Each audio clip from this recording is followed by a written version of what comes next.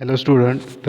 आज आपण unit 5 basic machine tool drilling machine त्यामध्ये ड्रिलिंग मशीन पाहणार आहोत. MMPमध्ये बेसिक मशीन टूल हा चॅप्टर जो आहे किंवा टॉपिक आहे ह्याच्यामध्ये आपल्याला 3 मशीनचा अभ्यास करायचा आहे. ड्रिलिंग मशीन, मिलिंग मशीन आणि लेथ मशीन. त्यापैकी आपण ड्रिलिंग मशीनचा आपण आत्ता स्टडी करत आहोत. तर बऱ्यापैकी सर्वांना माहिती आहे की ड्रिलिंग मशीन जी आहे ती वर्कपीसमध्ये किंवा जॉबमध्ये आपल्याला सिलेंड्रिकल होल पाडण्यासाठी आपण ड्रिलिंगचा वापर करत असतो. So drilling is a operation through which holes are produce in a workpiece by means of revolving tool that is drill. ह्याच्यामध्ये जे टूल आहे त्याला आपण ड्रिल म्हणतो, कटिंग टूलला ड्रिल म्हणतो, जे की रोटेट होते आणि आपण ते फीड करत असतो वर्कपीसमध्ये. ठीक आहे, म्हणजेच हे ड्रिल जे आहे ते मल्टीपॉईंट कटिंग टूल आहे. त्यामध्ये आपण अशा पद्धतीनं होल तयार करत असतो वर्कपीसमध्ये. तर ह्यामध्ये जे ड्रिल आहे ते स्पिंडलमध्ये आपण फिक्स केलेलं असतं. स्पिंडल रोटेट झालं की ड्रिल आपलं रोटेट होत असतं आणि नंतर ते आपण वर्कपीसच्या डायरेक्शननं किंवा वर्कपीसच्या दिशेनं आपण ते फीड करत असतो जेणेकरून होल पडावं. आता जो वर्कपीस आहे तो एकतर टेबलवरती किंवा मशीनच्या बेसवरती क्लॅम्प केलेला असेल किंवा फिक्स केलेला असेल. ह्यामध्ये जो स्पिंडलचा स्पीड आहे आणि फीड आहे तो ॲडजस्ट केला जाऊ शकतो. ठीक आहे, आता ह्यामध्ये जे मशीन टूल आहे किंवा ड्रिल मशीन आहे हे एक प्रकारे वर्टिकल प्रेशर होल पाडण्यासाठी अप्लाय करत असतं. त्यामुळे ह्याला कधी कधी ड्रिल प्रेस, कारण ते प्रेशर अप्लाय करतं म्हणून ड्रिल प्रेस पण आपण त्याला म्हणतो. आता नेक्स्ट आहे क्लासिफिकेशन ऑफ ड्रिलिंग मशीन. आता ड्रिलिंग मशीनचं जर क्लासिफिकेशन पाहिलं तर नंबर ऑफ ड्रिलिंग मशीनचं क्लासिफिकेशन आहे. इथं टाईप्स ऑफ ड्रिलिंग मशीन आहेत. पहिलं आहे पोर्टेबल ड्रिलिंग मशीन. इथं तुम्हाला ह्या फिगरमध्ये दिसत असेल हे पोर्टेबल ड्रिलिंग मशीन आहे. पोर्टेबल ड्रिलिंग मशीन म्हणजेच काय की आपण कोणत्याही ठिकाणी कोणत्याही पोझिशनला वर्कपीसमध्ये आपण होल पाडू शकतो, जे की स्टँडर्ड ड्रिलिंग मशीनला अवघड जातं ड्रिल पाडायला. कोणत्याही पोझिशनला आपण हे काय करू शकतो, ड्रिल पाडू शकतो आणि कुठेही मशीन नेऊ शकतो. तर ही जी मशीन आहे एकतर हँड पॉवरच्या सहाय्यानं किंवा हँडच्या सहाय्यानं मॅन्युअली किंवा इलेक्ट्रिक मोटारच्या सहाय्यानं ऑपरेट होणार आहे. तर अशा पद्धतीनं हे पोर्टेबल ड्रिलिंग मशीन आहे. काय काय मशीन ह्या portable drilling machine pneumatic power म्हणजे एअर पॉवरच्या सहाय्यानं सुद्धा ह्या चालत असतात. ठीक आहे, किंवा ड्राईव्ह होत असतात. Next is sensitive drilling machine. आता सेन्सिटिव्ह ड्रिलिंग मशीन इथं तुम्हाला दिसतंय, हा बेंच माउंटिंग दिसतंय आणि हे फ्लोअर माउंटिंग सपोज. तर हे जे मशीन आहे हे आपल्याला लाईट जॉब म्हणजे वजनानं हलक्या जॉबमध्ये आपल्याला स्मॉल होल पाडायचे असतील तर आणि हाय स्पीडमध्ये पाडायचे असतील, साधारणपणे 15 mm होल पाडायचे असतील तर आपण ही ड्रिलिंग मशीन वापरतो. बेंच माउंटिंग का म्हटलं आहे, कारण ह्याचा जो बेस आहे तो बेंचवरती माउंट केला जातो. स्मॉल जॉब किंवा स्मॉल होलसाठी आपण ते बेंच माउंटिंग वापरतो. आणि जे फ्लोअर माउंटिंग आहे त्याचा बेस जो असतो तो फ्लोअरवरती माउंट केलेला असतो, त्यामुळे फ्लोअर माउंटिंग असं त्याला नाव पडलेलं आहे. इलेक्ट्रॉनिक्स लॅबमध्ये आपण हे बेंच ड्रिलिंग मशीन पाहू शकतो, जे की बोर्ड वगैरे जे असतात त्याच्यावर ड्रिलिंग पाडायसाठी आपण वापरू शकतो. ठीक आहे, next is upright drilling machine किंवा कॉलम ड्रिलिंग मशीन. आता मीडियम साईज चे ड्रिल असतील किंवा ही जी मशीन आहे ती सेन्सिटिव्ह ड्रिलिंग मशीनपेक्षाही हेवियर असते. आता यामध्ये 2 प्रकार आहेत, राऊंड कॉलम सेक्शन आणि बॉक्स कॉलम सेक्शन. जो कॉलम आहे तो राऊंड शेपचा आहे का बॉक्स शेपचा आहे त्याच्यावरती ह्याचा प्रकार पडलेला आहे, राऊंड कॉलम सेक्शन आणि बॉक्स कॉलम सेक्शन. साधारणपणे 50 mm किंवा 50 mm पेक्षा जास्त साईजचे ड्रिल आपण ह्यामध्ये पाडू शकतो. Next is radial drilling machine. इथं तुम्हाला रॅडियल ड्रिलिंग मशीन दिसते. तर इथं रॅडियल आर्म प्रोव्हाइड केलेला असतो. हा रॅडियल आर्म वर खाली मूव्ह होऊ शकतो, शिवाय स्वंग होऊ शकतो किंवा फिरू शकतो. हे जे ड्रिल हेड आहे इथं जे ड्रिल हेड दिसते हे आपल्याला असं मूव्ह करता येतं त्या रॅडियल आर्मवर. आपल्याला हेवी जर आपल्याला जॉब असतील, लार्ज साईजचे जॉब असतील तर आपण हे रॅडियल ड्रिलिंग मशीन वापरतो. ह्याच्यामध्ये प्लेन, सेमी युनिव्हर्सल आणि युनिव्हर्सल असे प्रकार त्यामध्ये आहेत. ठीक आहे, नेक्स्ट इज गँग ड्रिलिंग मशीन. आता इथं तुम्हाला गँग ड्रिलिंग मशीन दिसतं आहे. तर नंबर ऑफ ड्रिल हेड आहेत जे की सिक्वेन्सनं आपण अरेंज केलेले आहेत एका कॉमन बेसवरती किंवा कॉमन टेबलवरती. हे number of drill heads arrange केलेले असतात सिरीज ऑफ ऑपरेशनसाठी, जसं की ड्रिलिंग आहे, त्याच्यानंतर रिमिंग, टॅपिंग, असे जे सिरीज ऑफ ऑपरेशन आहेत ते आपण अशा पद्धतीने हे जे ड्रिल हेड आहेत ते एका कॉमन बेसवरती अरेंज केलेले असतात. ग्रुपमध्ये आपण ते ठेवलेले असतात कॉमन बेसवर किंवा टेबलवरती, तर त्याला आपण गँग ड्रिलिंग मशीन असं म्हणतो. Next is multiple spindle drilling machine. म्हणजे इथं काय आहे की नंबर ऑफ स्पिंडल आहेत, ते नंबर ऑफ स्पिंडल एका कॉमन मोटार त्या नंबर ऑफ स्पिंडलला ड्राईव्ह करत असते. ठीक आहे, तर अशा पद्धतीने हे मल्टिपल स्पिंडल ड्रिलिंग मशीन आहे. Next is vertical drilling machine किंवा डीप होल ड्रिलिंग मशीन म्हणूया. डीप होल आपल्याला जेव्हा एखादं बॅरल आहे, क्रँकशाफ्ट आहे, लॉंग शाफ्ट आहे, त्याच्यामध्ये जास्त डेप्थचे होल पाहिजे असतील, जास्त डेप्थचे, तर आपण हे डीप होल ड्रिलिंग मशीन वापरतो. ह्याच्यामध्ये व्हर्टिकल ड्रिलिंग मशीन आणि हॉरिझॉन्टल ड्रिलिंग मशीन असे दोन प्रकार आहे. Next is automatic drilling machine. Automatic drilling मशीनमध्ये काय की बरेचसे ऑपरेशन हे ॲटोमॅटिक होतात. स्पीड, फीड हे ॲटोमॅटिक आपण ॲडजस्ट करू शकतो. शिवाय जे वर्क आहे ते एका ठिकाणाहून दुसऱ्या ठिकाणी आपण ट्रान्सफर करण्यासाठी पण आपण ॲटोमॅटिकली ते ट्रान्सफर करू शकतो. तर अशा पद्धतीने हे drilling machine is classified into portable drilling machine, त्याच्यानंतर सेन्सिटिव्ह ड्रिलिंग मशीन, त्याच्यामध्ये बेंच माउंटिंग, फ्लोअर माउंटिंग, त्याच्यानंतर अपराईट ड्रिलिंग मशीन, त्याच्यामध्ये round column section, box column section, त्याच्यानंतर रॅडियल ड्रिलिंग मशीन, त्यामध्ये plane, universal, semi universal. Next is गँग drilling machine, multiple spindle drilling machine, automatic drilling machine आणि deep hole drilling मशीनमध्ये vertical आणि horizontal असे प्रकार आहेत. ह्याचे नावं तुम्हाला लक्षात ठेवायचे आहेत. तर मी इथं तुम्हाला डायग्राममध्ये दाखवलेले आहे. आता आपण जाऊया सेन्सिटिव्ह ड्रिलिंग मशीन, जे आपल्या करिक्युलमला महत्त्वाचं आहे. सेन्सिटिव्ह ड्रिलिंग मशीन, त्याचे पार्ट्स, त्याचे फंक्शन. ओके, इथं तुम्हाला ही सेन्सिटिव्ह ड्रिलिंग मशीन दिसते. तर हा जो बेस आहे हा एकतर फ्लोअरवर किंवा बेंचवरती आपण माउंट केला जातो. हा बेस काय करतो, ह्या कॉलमला सपोर्ट करतो. हा जो व्हर्टिकल कॉलम दिसतोय हा हॉलो स्टील पाईपपासून बनलेला असतो. हा कॉलम काय करतो तर ह्या टेबलला आणि ह्या ड्रिल हेडला सपोर्ट करत असतो. आता ह्या कॉलमवरती तुम्हाला दिसतंय हा टेबल आहे. ह्या टेबलमध्ये आपल्याला दिसतं आहे टी स्लॉट, तर ते वर्कपीस क्लॅम्प करण्यासाठी आहे. आणि हा जो टेबल आहे तो वर्कपीसच्या हाईटनुसार ह्या कॉलमवरती आपण क्लॅम्प करू शकतो. ठीक आहे, कन्व्हिनियंट हाईटला आपण तो क्लॅम्प करू शकतो. हा टेबल जो आहे तो स्वंग होतो, म्हणजे फिरू शकतो असा. ठीक आहे, आता ह्यामध्ये तुम्हाला दिसते मोटार. तर मोटारचा जो शाफ्ट आहे तो शाफ्ट आणि मशीनचं स्पिंडल हे एकमेकाला ह्या कोन पुली आणि बेल्टच्या साह्यानं जोडलेले आहे, जेणेकरून मोटारचं शाफ्ट फिरल्यावर जी पॉवर ट्रान्समिट आहे ती स्पिंडलला व्हावी. स्पिंडल फिरावा, स्पिंडल फिरला की ड्रिल पण त्यामध्ये रोटेट व्हावं. आता ह्यामध्ये जे काही कोन पुली आहे ह्याच्यामध्ये बेल्ट आणि कोन पुलीच्या अरेंजमेंटनं आपण स्पीड व्हॅरी करू शकतो. आता इथं तुम्हाला दिसतोय की हा हँड लिव्हर आहे किंवा हँडल आहे. ह्या हँड लिव्हर कशासाठी तर हे जे ड्रिल आहे ते वर्कपीसमध्ये फीड करण्यासाठी आहे. ठीक आहे, तर प्युअरली हँड कंट्रोलनं आपण ते वर्कपीस काय करत असतो प्युअरली हँड कंट्रोलनं आपण जे टूल आहे ते वर्कपीसमध्ये काय करत असतो, फीड करत असतो. टूल वर्कपीसमध्ये फीड करत असतो. अशा प्रकारे तुम्हाला लक्षात आलं असेल की हे सेन्सिटिव्ह ड्रिलिंग मशीन आहे. तर आपण 1.5 ते 15 mm पर्यंतचे ड्रिल आपण जे होल आहेत ते ड्रिल करू शकतो. ह्या सेन्सिटिव्ह ड्रिलिंग मशीनमध्ये 1.5 ते 15 mm पर्यंतचे होल्स आपण ह्यामध्ये वर्कपीसमध्ये ड्रिल करू शकतो. आता ह्यामध्ये जी कटिंग ॲक्शन आहे ती कटिंग ॲक्शन ऑपरेटर सेन्स करतो, त्यामुळे त्याला सेन्सिटिव्ह ड्रिलिंग मशीन म्हटलेलं आहे.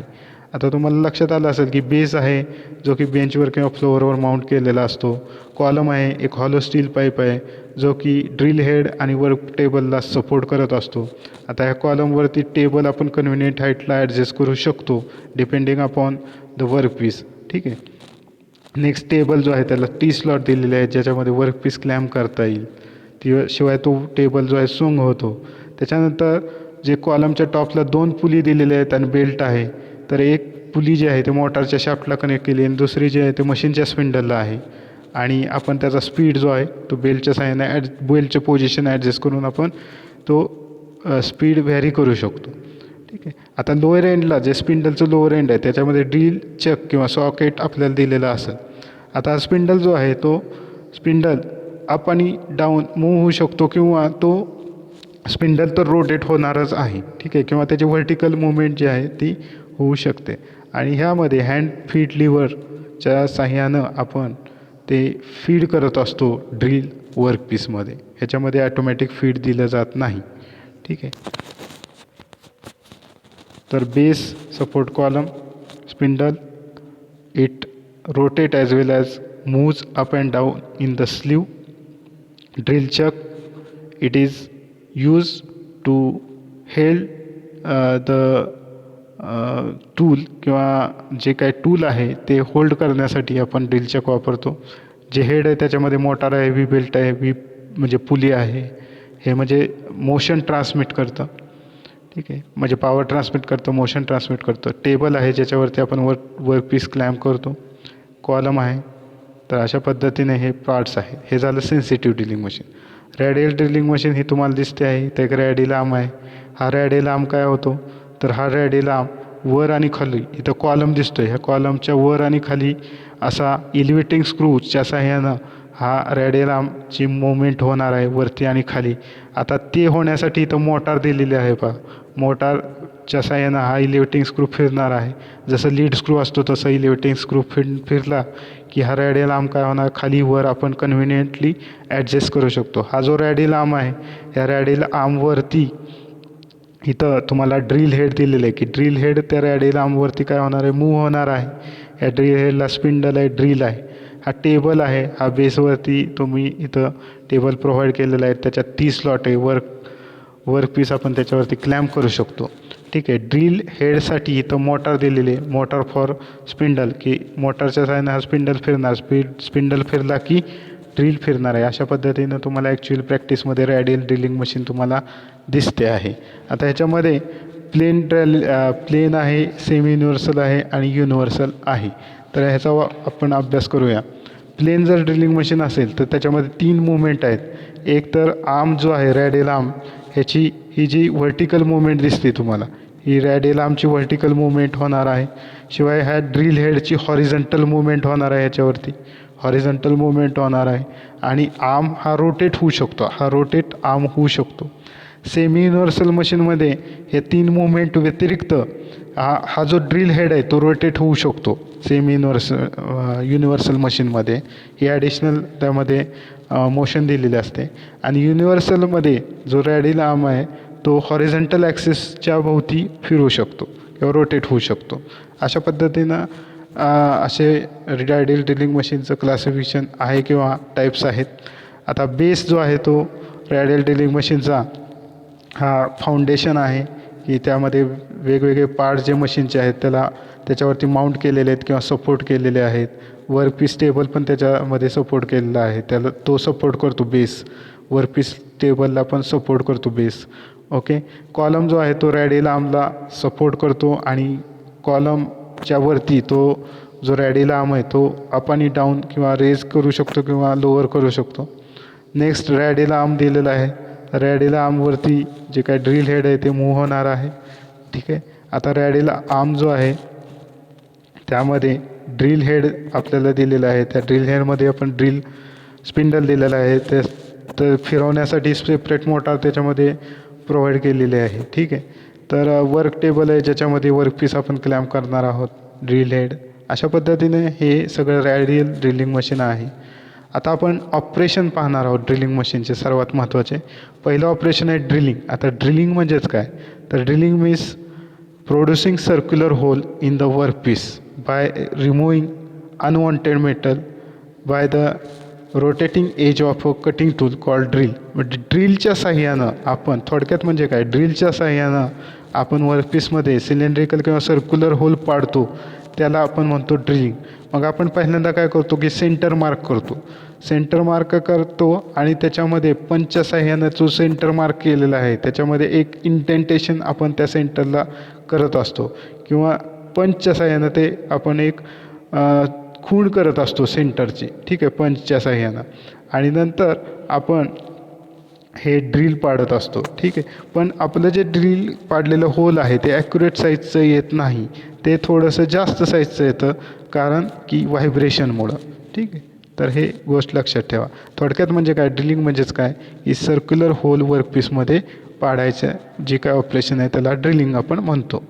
Next is rhyming. आता मी आत्ता मग असे म्हटल्याप्रमाणे आपल्याला ॲक्युरेट साईजचं होल आपल्याला त्यामध्ये ड्रिलिंगमध्ये येत नाही, म्हणून आपण काय करतो, रिमरचा वापर करतो. रिमर होल पाडत नाही, पण जे होल पडलेलं आहे ते ॲक्युरेट साईजचं करतं. So reamer or reaming operation is use for sizing and finishing hole which was previously drill. आधीचं जे होल पडलेलं आहे त्याला ॲक्युरेट साईजचं किंवा सायझिंग अँड फिनिशिंगसाठी आपण ते रिमर वापरत असतो. आणि हे स्मॉल अमाऊंट ऑफ मटेरियल हे रिमूव्ह करत असतं. हे होल पाडत नाही, पण स्मॉल अमाऊंट ऑफ मेटल हे काय करतं, रिमूव्ह करत असताना प्रॉपर साईजचं होल आपल्याला त्यामधनं रिमिंग करून, रिमर जे टूल वापरतो त्याला रिमर म्हणतो आणि त्या ऑपरेशनला रिमिंग ऑपरेशन म्हणतो. आणि आपल्याला जे ॲक्युरेट साईजचं आहे ते होल आपल्याला मिळणार आहे. जे मटेरियल रिमूव्ह होणार आहे ते अराऊंड 0.375 mm मटेरियल हे रिमूव्ह करतं आणि आपल्याला ह्यामध्ये करेक्ट साईजचा आपल्याला होल त्यामध्ये मिळत असतं. Next is counter boring.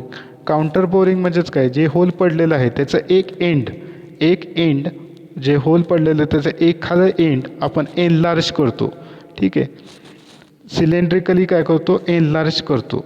ठीक आहे, जेणेकरून आपल्याला त्यामध्ये जे बोल्टचे हेड आहेत किंवा स्टड आहेत, पिन आहेत, ते ॲकोमोडेट व्हावे ह्यासाठी एक साईड किंवा एक एंड, त्या होलचं एक एंड आपण एनलार्ज करतो आणि सिलेंड्रिकली ते एंड जे आहे ते एनलार्ज करत असतो. म्हणजे एक प्रकारे तिथं स्क्वेअर शोल्डर तयार होईल आणि त्या स्क्वेअर शोल्डरमध्ये आपलं जे काही बोल्ट आहेत, स्टड आहेत, पिन आहेत ते ॲकोमोडेट होणार आहे. आता ह्या काउंटर बोरिंगसाठी जे टूल वापरतात ते त्याला आपण म्हणतो काउंटर बोर. ठीक आहे, आता हे जे काउंटर बोर आहेत ते एक तर स्ट्रेट किंवा टेपर शँकचे असतात, जे की ड्रिल स्पिंडलमध्ये आपण फिट करतो. आणि ह्याच्यावरची जे कटिंग एजेस आहेत ते एकदा स्ट्रेट असतील किंवा स्पायरल असतील. ह्याचा जो स्पीड आहे, कटिंग स्पीड हा ड्रिलिंगपेक्षाही 25% कमी असतो. ठीक आहे. Next is counter sinking. Counter sinking म्हणजेच काय की आपल्याला जे होल पडलेलं आहे त्या होलचं एक एंड आपण त्यामध्ये कोनिकल एंड तयार करतो किंवा कोन शेप एनलार्जमेंट आपण त्याच्यामध्ये देतो, जेणेकरून जे काही स्क्रू आहेत किंवा रिवेट आहेत ते त्याच्यामध्ये ॲकोमोडेट व्हावे. आणि ह्याच्यासाठी जे टूल वापरतो त्याला आपण काउंटर सिंक असं म्हणतो. ह्याचा जो काय अँगल आहे तो साधारणपणे 60 डिग्री, 82 डिग्री, 90 डिग्री हा आतला जो अँगल आहे त्या कोनिकल एनलार्जमेंटचा, कोन शेप एनलार्जमेंटचा तो असू शकतो. ह्याच्यामध्ये सुद्धा जो स्पीड आहे तो ड्रिलिंग ऑपरेशनपेक्षा 25% कमी स्पीडचा आपण ह्यामध्ये घेत असतो. ठीक आहे, तर हे झालं काउंटर सिंकिंग. काउंटर सिंकिंग कळलं असेल तुम्हाला, काउंटर सिंकिंग म्हणजे काय आहे.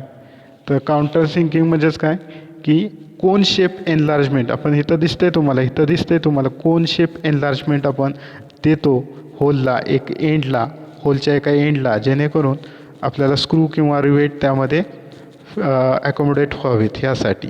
मग ह्याचा जो आतला अँगल असतो तो 60 डिग्री, 82 डिग्री, 90 डिग्री असू शकतो. जो काय कोन, हा जो कोन दिलेला आहे ह्याच्या आतला जो अँगल असेल कोनचा तो एवढा असू शकतो. आणि जे टूल वापरतो त्याला काउंटर सिंक असं म्हणतो. Next is boring operation. Boring म्हणजेच काय की आपल्याला जे होल पडलेलं आहे त्याचा साईज वाढवण्यासाठी किंवा तो साईज एनलार्ज करण्यासाठी आपण सिंगल पॉईंट कटिंग टूल वापरतो. म्हणजे एक बोरिंग बार असेल त्याच्यामध्ये कटर ते माउंट केलेलं असेल. ठीक आहे, तर त्यामध्ये हे जो होल आहे ते आपल्याला आपण त्याचा साईज वाढवू शकतो आणि करेक्ट साईजचा आपल्याला होल आपण मिळवू शकतो. आणि त्यामुळं रिक्वायर्ड साईजचं होल मिळणार आहे आणि करेक्ट साईजचं मिळणार आहे, शिवाय त्याचा फिनिश पण चांगला येतो. तर अशा पद्धतीनं बोरिंग बार असेल आणि त्याच्यामध्ये कटर हेल्ड केलेलं असेल आणि अशा पद्धतीने हे बोरिंग ऑपरेशन करतो. म्हणजेच काय, एनलार्जिंग होलचा साईज आपल्याला एनलार्ज करायचा असेल, जे आधी ड्रिल पडलेलं आहे त्याचा साईज आपल्याला एनलार्ज करायचा असेल, मोठा करायचा असेल तर बोरिंग आपण करत असतो. मग ह्यामध्ये फिनिश आपला चांगला येतो, बेटर फिनिश येतो आणि रिक्वायर्ड साईजचा आपण होल आपण पाडू शकतो. आणि single point cutting tool boring बारला जो कटर आहे ते वापरून आपण बोरिंग करत असतो.